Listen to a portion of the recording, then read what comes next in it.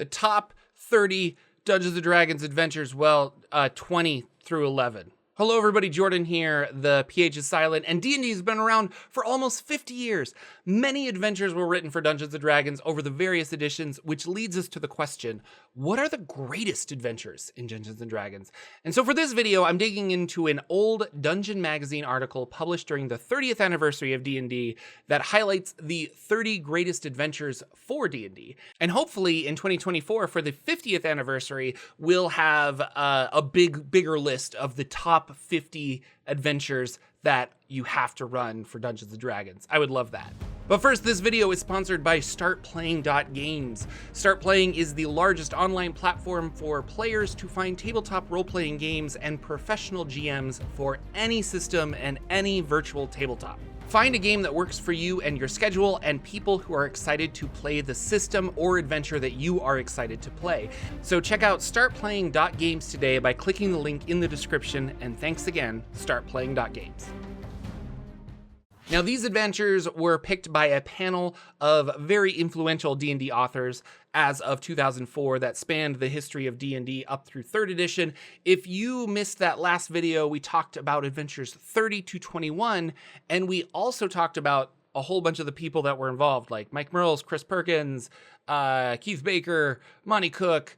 If you want the whole story, you should click that. I'll put a link up here in the doobly-doo and down below. I will point out that not every adventure is this like awestruck thing. A lot of times adventures are on here because they influence the way we thought about adventure design.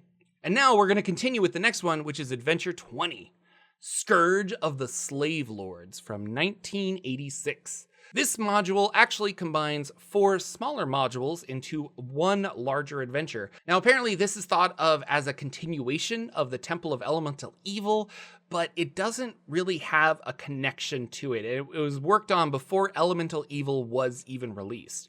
So towards the end of the adventure, you get robbed of most of your belongings and thrown into a dungeon with other captures, and you have to escape with limited assistance and defeat the Slave Lords, which that escape with having absolutely nothing reminds me of the opening to Out of the Abyss. So I wonder if this was an influence on that in some way. Other than that, it kind of surprises me that this one is on the list at all, given some of the adventures that were on 30 to 21. Number 19, Against the Cult of the Reptile God from 1982. If you ever listened to Matt Colville, you've probably heard him talk about this module. This is a level 1 to 3 adventure, and it is very memorable because you could put the town that this starts in just about anywhere. Orlane is creepy, and every person in the town is under some kind of mind control of a mysterious cult. There isn't really a safe place in the town, which forces the party to go find the source of all this cultishness. And the final battle is a magical spell sling against an evil Naga who self-proclaims to be the reptile god. And it's a pretty memorable fight. So, I mean, it's got Colville's approval. Classic adventure. It's my favorite starting adventure. Number 18, The Hidden Shrine of Tomoe-chan from 1980.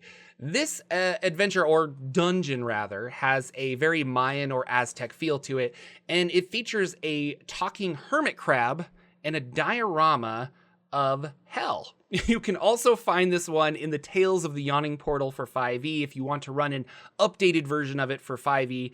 This adventure includes a lot of artwork. Back in the day, it included a lot of artwork that helped explain the puzzles visually to the players, and that is one of the reasons it stands out, because not a lot of modules did that before. It was all text. Art was expensive.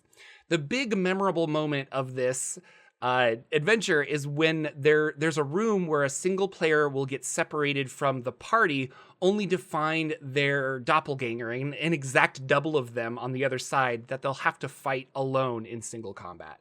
Which I think I would argue that if the doppelganger killed my player character, well, can I just play the doppelganger moving forward? Is that okay? Objections? Number 17, Ruins of Undermountain, 1991.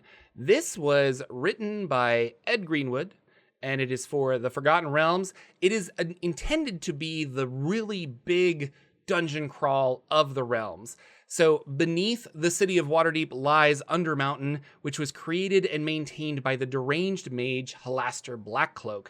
Now this module was made extra popular because it included the city of Skullport, which And Skullport itself became known as the setting within the setting. So if you bought the Ruins of Undermountain, a lot of people bought it just for Skullport. The detailed city became so popular within the Forgotten Realms that it's been a permanent staple now. This was remade in 5e as Dungeon of the Mad Mage, but you'll be happy to know that Skullport is in that book if you need information on it. And I think we'll see that in a couple of other of these modules too, where there is a city so detailed within a setting that a lot of people bought that just for the city. So it's the setting within a setting is a real thing. Number 16, Isle of Dread in 1980. Isle of Dread remains popular because it pushed the boundaries of medieval fantasy in D&D. So there's the idea that the world is a lot larger and has many unexplained things in it.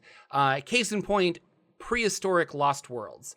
So leaving behind your castles and caves, you go on a big sailing adventure full of pirates and eventually dinosaurs. The island was also home to the evil Kopru, which are these amphibious humanoids with psionic powers. Now, this is available through Goodman Games Adventures Reincarnated, so you can get the original version and the 5e version bundled together. Isle of Dread, it has dinosaurs.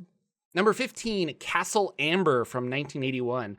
Another adventure reincarnated by Goodman Games. You can pick this up for 5e and the original bundled together. This adventure, your player characters have been transported in their sleep to a strange castle surrounded by a poison mist. The Amber family lives there with a bunch of strange monsters, and apparently this was inspired by stories from Clark Ashton Smith. And as you explore the castle, you're really just looking for a way home. It became famous because of the 100-foot-tall undead colossus that graces the cover. Reading through it has kind of a lot of Ravenloft vibes of just being trapped and trying to find the riddle of what this place is and how to get home. Number 14, Dead Gods from 1997. This is written by Monty Cook for the Planescape setting, and the party must traverse the planes of existence to stop a ticking clock, which is the resurrection of a demon lord. Now, featuring a gigantic dead god floating in the astral plane, visually, it's just amazing. The adventure is fun. It brought back a lot of really cool stuff. I don't really want to talk about it more because I think this one you really should go out and read. The adventure also saw the return of the 1978 Vault of the Drow. The locations and that it hinted back to that fan favorite module. It was a big hit. It's really cool. Go Planescape. Number 13, Dwellers of the Forbidden City, 1981. A lost city in a jungle adventure is probably pretty cliche, but the author was like, it's still really fun. Now, this adventure had a big map of the city, which included factions of bugbears, bullywugs, wizards, and Yuan-ti. And so getting lost in any jungle, it would be a great opportunity for the Dungeon Master to spring this module on the players. This adventure gave Dungeons & Dragons the Aboleth and the Yuan-ti, very iconic monsters that would not be here if it weren't for this module. Number 12, The Forge of Fury, released in 2000. This was written for 3rd edition by Wizards of the Coast, and this was a deep underground adventure in search of the armory of a smith, Durgeddin the Black. It was rewritten for 5e in Tales of the Yawning Portal, and that it was a very popular module in the time. So it pushed the idea of the party really needs to work together. So there were certain areas that were almost unbeatable unless the players got together and worked as a team. I remember playing through this in Adventure League, and there was a joke in the early Forge of Fury that there's this unbeatable roper, and I'm pretty sure we fought that, and that's what killed my elf bard. Number 11, The Gates of Firestorm Peak, released in 1996. This is interesting because it's filled with a lot of Lovecraftian horror, which is not anything really new as of 1996 in D&D, but it was seen as a breath of fresh air for the genre of Lovecraftian horror in D&D.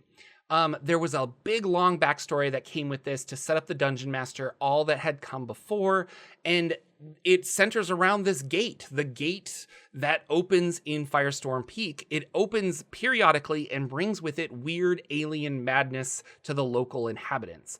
Now, that gate opening is accelerated with Duergar, who are digging up from underneath the mountain to just digging, and it's causing havoc everywhere. So players are going in to explore and figure out what's causing all of this chaos. It's just kind of really cool. Like a lot of interesting threads to pull here and there. So the Gates of Firestorm Peak, check it out. And of the top 30 adventures for Dungeons & Dragons, that was adventures number 20 through 11. Which one was your favorite? Have you ran any of them? Let me know in the comments below. If you want, you can click on the screen somewhere and it'll take you to numbers 10 through 1. And we'll find out what the number 1 adventure in Dungeons & Dragons is as of 2004. So stay tuned. Thanks for watching, everybody, and I'll see you all in the next video.